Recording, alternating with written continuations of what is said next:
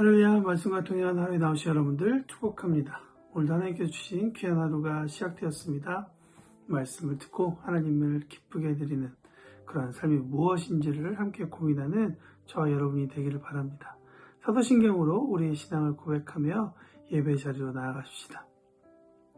나는 전능하신 아버지 하나님 천지의 창조주를 믿습니다. 나는 그의 유일하신 아들 우리 주 예수 그리스도를 믿습니다. 그는 성령으로 잉태되어 동정녀 마리아에게서 나시고 본디오 빌라도에게 고난을 받아 십자가에 못 박혀 죽으시고 장사된 지 사흘 만에 죽은 자 가운데서 다시 살아나셨으며 하늘에 오르시어 전능하신 아버지 하나님 우편에 앉아 계시다가 거기로부터 살아있는 자와 죽은 자를 심판하러 오십니다. 나는 성령을 믿으며 거룩한 공교회와 성도의 교제와 죄를 용서받는 것과 몸의 부활과 영생을 믿습니다. 아멘. 오늘 저와 여러분이 함께 나눌 말씀은 출애굽기 32장입니다. 32장의 줄거리는 대략 이렇죠. 모세가 시내산 위에서 하나님을 만나는 동안 시간이 많이 지체되었습니다. 이스라엘은 모세가 산에서 내려옴이 더뎌짐을 보고 불안해하기 시작했죠. 그래서 백성의 리더였던 아론을 압박했고 아론은 백성들로부터 금장신구들을 모아서 송아지 우상을 그때 만들었습니다. 그리고 백성들은 송아지를 보고 나서야 안심하게 되었다. 그래서 그들은 신나게 예배했다라는 것이 우리가 함께 읽었던 그런 내용입니다. 7절 이후의 말씀을 보면 이 모습을 본 하나님은 진노하셨고 어림잡아 3,000명이 되는 사람들이 목숨을 잃게 되는 아주 피비린내 나는 시내산 아래의 형장이 되고 말았다라는 것이 오늘 본문의 대략적인 줄거리일 것입니다. 왜 이스라엘 백성들이 그렇게 불안해하고 조급했을까? 문화적인 요소가 있다고 생각합니다. 그것은 애굽에서 자라면서 애굽이 다스린 국가였잖아요. 그러니까 곳곳에서 신들이 있었고 그 신들을 예배하는 모습이 이스라엘 백성 가운데 아주 문화적으로도 자리 잡혔다면 오늘 보면서 읽어봤지만 1절에서 등장하고 있는 것처럼 눈에 보이는 신과 같았던 모세가 보이지 않자 그들은 다른 신을 찾기 시작했다는 것이죠. 그렇다고 해서 이스라엘 백성들이 완전히 하나님을 몰랐느냐? 그건 또 아니었던 것 같습니다. 왜냐하면 요셉의 유언에 따라서 유고를 들고 출애굽했다라는 기록을 볼 때 이스라엘은 하나님을 전혀 모르는 그러한 세대도 아니었다는 것이죠. 이런 정황을 볼 때 우리가 알 수 있는 사건은 이스라엘 백성들이 하나님만을 예배하는 사람들이 아니라 하나님도 예배한, 그러니까 삶의 일상생활의 곳곳에 하나님 아닌 다른 것들도 믿고 의지했다라는 것을 우리가 생각해 볼 수 있습니다. 그래서 이 32장이 도달하기까지 하나님은 계속해서 반복되게 일관적으로 거룩, 구별된 것, 이것들을 가르쳐주고 계시는구나 라는 것을 우리는 알 수 있게 됩니다. 여러분, 불안과 조급함이라는 주제를 마주하는 이스라엘, 그리고 오늘 본문에 있는 우리가 어떻게 하루를 살아가야 될까? 또 이 부분에 대해서 걱정하고 있는, 또 이 주제에 대해서 오랫동안 기도하고 있는 사람들에게 하나님은 어떻게 말씀하고 계시는가를 오늘 발견하는 저와 여러분이 되길 바랍니다. 오늘 본 말씀에 보면 당연히 살다 보면 불안감과 조급함도 생기겠지만 여러분, 분명한 사건은 이스라엘 백성들이 모세가 시내산으로 올라가자마자 그들이 우상을 만든 것은 아니라는 것이죠. 다만 그들이 자신들이 생각했던 시간을 넘어버리자, 그러니까 오래 지체되자 저들의 방식대로 행동했다는 것이죠. 저는 이 본문 말씀을 읽으면서 우리가 이스라엘 백성도 또 우리도 기억해야 할 한 가지가 있다고 생각합니다. 그것은 뭐냐면 얼마 전까지만 해도 홍해를 건너게 하신, 이스라엘을 구원하신 하나님의 방식을 잊어버렸을 때 그들은 그렇게 불안하고 조급한 모습을 보였다라는 것이죠. 여러분, 여기서 자세히 생각해 보면 여전히 밤에는 불기둥으로 이스라엘을 지키시고 낮에는 구름 기둥으로 저들이 기거하고 있는 텐트를 지키고 계시는 하나님이 여전히 있었다는 거예요. 어쩌면 우상을 만들고 있었던 그 순간에도 저들의 어딘가에는 그런 구름 기둥이 서 있었다는 것이죠. 게다가 일을 하면서 너무나도 지치고 배고팠을 거 아닙니까? 여러분, 그들이 먹었던 음식은 무엇입니까? 아침에 하나님께서 이스라엘 백성들을 위해 하나님의 방식대로 보내주셨던 만나와 메추라기로 그들이 배고픔을 해결하고 있었음에도 불구하고 광야에서 자신의 생각과 방식대로 삶을 이어가고 있는 이스라엘의 모습을 우리는 발견하고 있습니다. 하나님께서 충분히 구원의 역사를 하고 계심에도 불구하고 자기의 방식대로 하고 있다는 것이죠. 여러분, 여기서 우리에게 주시는 메시지가 있다고 생각합니다. 우리의 불안감과 조급함을 해결하는 방식이, 물론 우리는 오래 기다리고 오래 그것을 해결하려고 하는 여러 가지 기다림이 있었겠지만, 그러나 여러분, 그 불안과 조급함을 해결하는 방식은 우리에게서 나오는 것이 아니라 하나님에게서부터 우리는 그 방식을 찾아야 한다는 것이죠. 그렇지 않으면 이전에 이스라엘 백성들이 400년 동안 애굽 땅에서 자라면서 그것에서 배웠던 방식 그대로, 옛 모습 그대로 우상을 만들고 그 우상을 신이라고 말하고 믿고 그것을 예배하고 그것을 의지하는 습성 그대로 우리도 하나님을 만나기 이전의 모습으로 계속 살 수밖에 없다는 것이죠. 여러분, 이런 모습을 살게 되면 가장 괴로운 것은 누구냐? 바로 우리 자신이에요. 왜냐?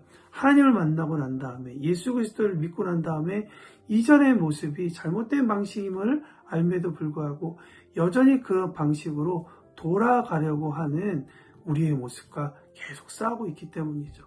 그것이 마치 사도 바울이 로마서에서 이야기하고 있는 것처럼 오호라 나는 곤고한 사람이다라고 고백하는 그런 모습이 아닐까 생각해 봅니다.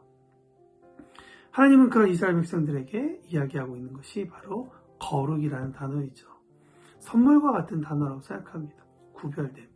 그러니까 이전의 모습으로부터 거룩해져야 된다는 것은 이전의 방식을 따라가는 것이 아니라 하나님의 백성이 됨으로부터 하나님께서 이스라엘 백성을 어떻게 이끌어 가시는지를 보고 배우고 따라가는 그런 모습이 이스라엘 백성에게 있어야 한다는 것이죠. 모세 또한 아론과 다른 이스라엘 백성들처럼 애굽 땅에서 자랐던 사람입니다.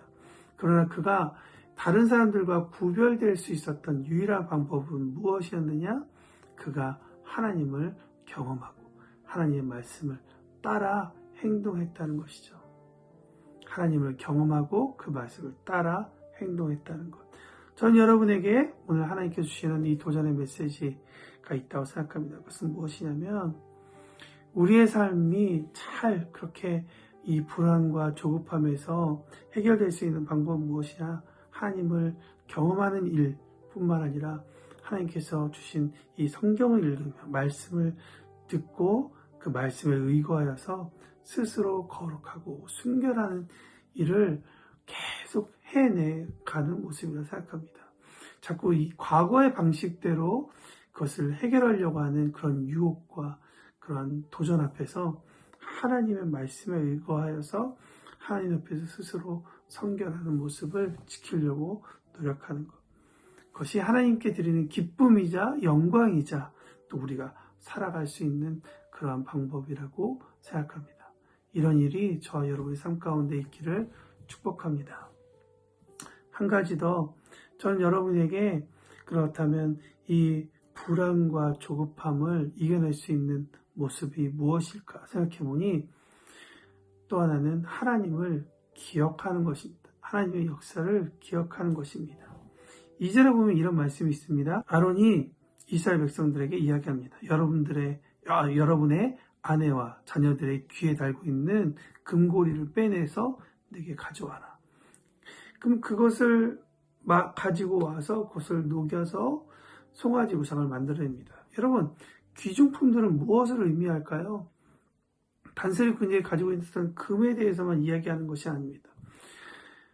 이스라엘 백성들이 서로의 귀중품들을 볼 때 무슨 생각을 했을까? 그것은 애굽 사람들로부터 얻어냈던 그 날, 그 사건을 기억하게 되겠죠. 동시에 하나님께서 이스라엘 백성들을 어떻게 애굽 땅으로부터 구원케 하셨는지에 대한 이정표이기도 한다고 생각합니다. 그런데 그 귀중품들을, 장신구들을 다 녹였다라는 것은 그들이 하나님의 역사를 잊어버렸다라는 것을 보여주고 있는 그러한 사건이라고 생각합니다. 그리고 태어날 때부터 그들이 애굽 땅에서 보고 배웠던 힘의 신이었던 송아지 모양을 하고 있는 그 아피스라는 신을 하나님의 빗대어 만들어 그것이 하나님이라고 예배하고 있다는 것이죠. 사랑하는 교회요, 하나님의 말씀을 잊어버리면, 하나님의 역사를 잃어버리면 자꾸 우리는 과거의 모습으로 회개할 뿐만 아니라 아주 하나님을 엉뚱한 모습으로 나의 판단과 나의 그림으로 만들어서 그것이 하나님이냐, 하나님을 예배하는 아주 잘못된 모습을 만들어내게 합니다. 그래서 거기에서 평안함을 구하고 거기서 쉬려고 하는 모습이 있습니다. 이것은 진정한 쉼과 진정한 평안이 아니죠. 하나님의 진정한 쉼과 평안은 불기둥과 구름기둥으로 또 아침마다 채워주시는 그 은혜 가운데, 물론 불평안하지만 그러나 그 불평을 다 품으시는 하나님의 은혜 가운데 있다는 것을 우리는 꼭 기억해야 할 것입니다. 하나님은 어떤 분이십니까?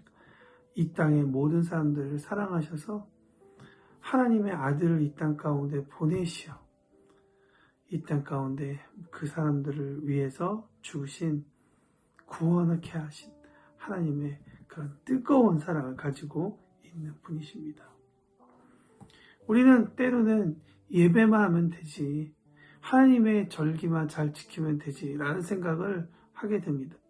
그것을 지키면 하나님을 그냥 만족하게 하는, 하나님을 그냥 이렇게 달래는 듯한 그런 모습을 가지기도 합니다. 저는 오늘 본 말씀 가운데 이 아론이 이 금송아지를 만들어내는 과정 가운데 등장하고 있는 한 단어, 조각칼로 새겼다. 여호와가 사람의 손에 의해서 만들어졌다라는 것을 이야기하는 거잖아요. 내가 생각하고 있는 방식으로 하나님만 잘 예배하면 될까요? 오히려 하나님은 사람의 손이 닿을 수 없는 그런 분이심에도 불구하고 우리는 하나님을 너무 쉽게 생각하고 너무 안일하게 생각하지 않나 라는 생각을 해봅니다.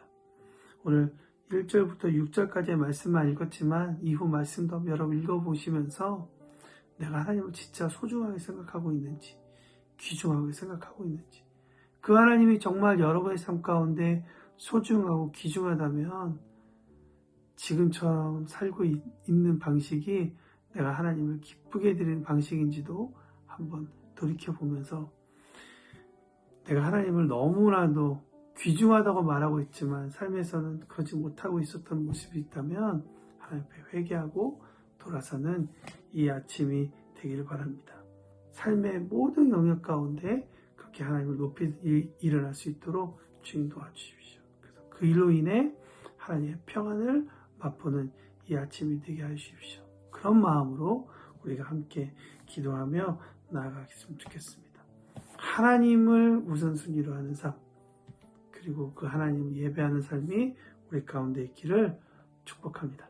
오늘 하루도 승리하는 저와 여러분이 되기를 바랍니다.